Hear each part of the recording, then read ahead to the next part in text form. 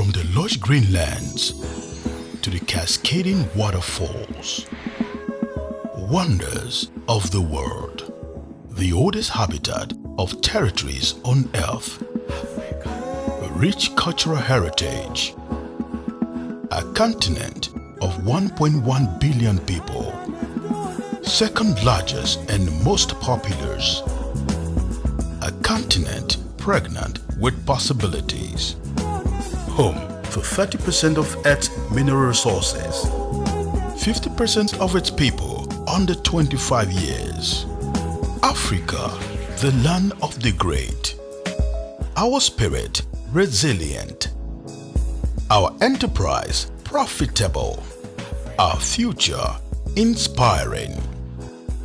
Africa is inspiring. Be inspired. Let me narrow back to the economic realities. So if the jobs are not there as we want them to be, if the business opportunities too are not there as we want them to be, what then do we do? How do we tackle the issues? I think the first and most important thing is to discover yourself. Discover yourself. As simple as it sounds, this is where it all begins. A lot of young people just get into the marketplace, and the response you'll get, which is not their fault to a large degree, is I'm ready to do anything. Any job that is available, please give to me. But the truth is that, yes, that may be an immediate solution, but in the long term, in the long run, you need a lasting solution. The lasting solution is, who am I? The ultimate question. Who am I? What am I supposed to achieve in life? What is my destination? Where am I coming from? What will make me happy in life? What will give me reasons to have added value to the lives of other people? These are crucial questions, all surrounding self-discovery. When you discover yourself, when you make effort to analyze yourself and discover yourself, eventually and invariably, even if you have to settle for a job that is not necessarily pleasing to you, you still know where you're going to. Just like the story I shared about myself, I went there, I submitted myself to that hotel, and I said, I'm ready to take this job of being a waiter. And I did so. But because I knew where I was going to, I knew the first direction is still to get my NYC, I needed to settle, I needed to go for my National Youth Service. I knew that needed to happen. Secondly, I knew I needed to go in the direction of development. I'd always loved business.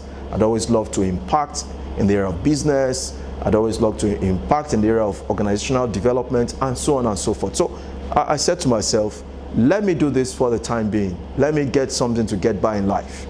And so I did that.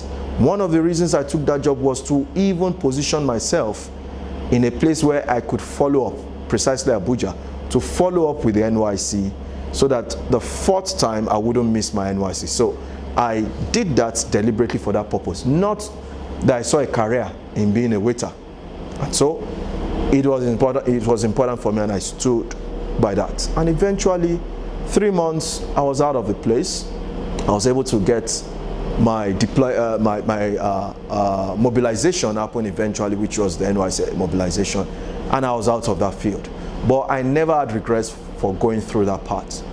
I never looked down on my colleagues. Yes, quite a number of them were below the educational level I had attained at that point in time, but I always had respect for them. I even went back thereafter to greet them, to say hello to them, ran into a couple of them thereafter. But of course, life had to also move on for me. So I moved on in life. And by and large, I was able to get into my dream kind of environment. I eventually worked in an international organization. And I need to say this, it had nothing to do with whether influence, or maybe I knew 1 or 2 people. All of the people that helped me one way or the other were people that I met in the course of life. Not necessarily because I come from a big family, or my parents have this, or nothing of the like. They were people that in the process of life, in the process of pursuing my dreams, I would meet. And that's why the next point I'm going to make is very important. You need to build credibility and integrity. You need to build credibility. Let your yes be your yes. Let your no be your no.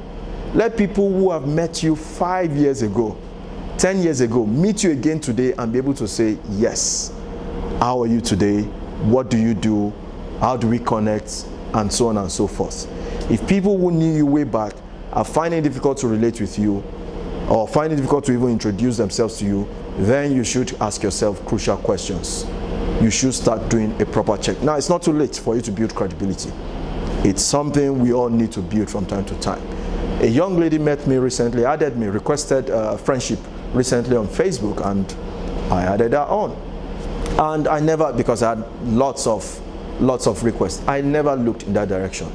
After some time, she inboxed me and okay, who are you? What do you do? Oh, she's a core member. She wants to know me. She would like me to be a mentor, and so on and so forth. And we got talking. And I liked the values she was bringing on board. She said she wanted to learn. She wanted to pick as much as she could pick from my brains and all of that. I said, that's fine. But down the line, after a couple of days, she said to me, yes, I'd always known you. And she made reference to a particular organization. And I was shocked. I said, please tell me more, tell me more. What did I do? In what? And then she said, no, I'm not going to tell you more. And I was really pensive. I said, look, I need to know, what did I do, or what was it that, how did you get to know me? And she said, look, all I need to tell you is that if you had been a bad person, I would never have requested friendship with you on Facebook. I said, oh, really? He said, so that's all I'm going to say. And then I left it at that. I said, okay, and I was pleased. I said, okay, fine. That means something good was left behind. There was an impact.